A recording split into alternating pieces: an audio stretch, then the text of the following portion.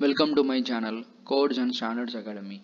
In this channel, our objective is to educate various international standards like ISO, ASME, ASTM, API, and AWS. Today, in this video, I'm going to summarize one of the prominent standards called EN 10204. Let's get into the scope of this standard. This EN standard deals about various inspection documents and its types. I would like to narrate this standard with one example. Let us assume Indian Oil decided to procure steel pipes from Tata Steel.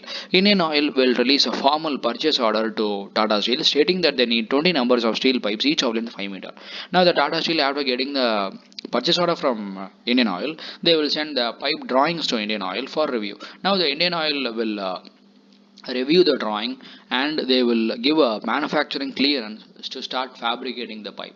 Now after getting the manufacturing clearance from Indian Oil, the Tata Steel will start manufacturing the pipes, and once they completed manufacturing they will supply the pipes to Indian Oil. While supplying the pipes, they will provide their inspection document which is called material test certificate.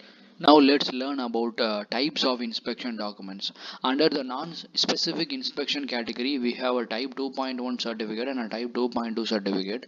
Under specific inspection category, we have a 3.1 certificate and 3.2 certificate.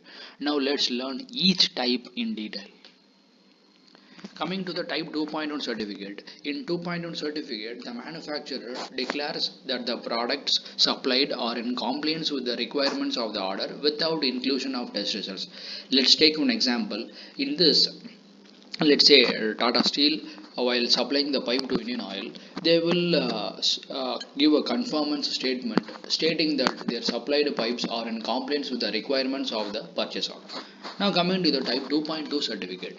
In this, the manufacturer declares the products supplied are in compliance with the requirements of the order, and in which he supplies test results based on a non-specific inspection.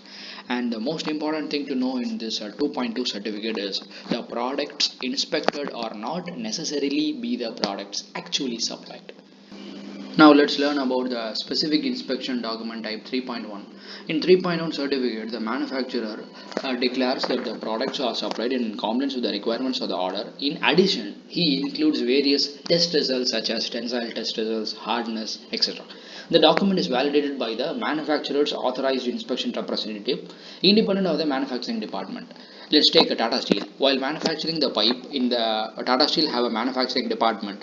After completing the manufacturing, the Tata Steel will notify the quality department to inspect their pipes. Now the quality department personnel will come and they will inspect the pipe for its dimensional accuracy, visual appearance, and they will generate the 3.1 certificate by including the chemical composition of the pipe, mechanical properties, heat treatment conditions, etc.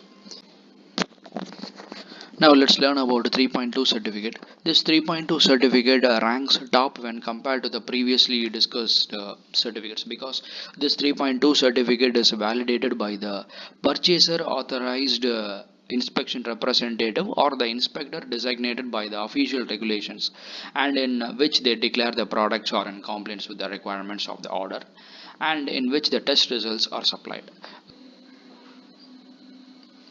Now take the same Tata Steel as an example for 3.0 certificate. In this case, the Tata Steel will allow the Indian Oil authorized inspector to visit their manufacturing plant, and the inspector will witness all the stages of the pipe manufacturing.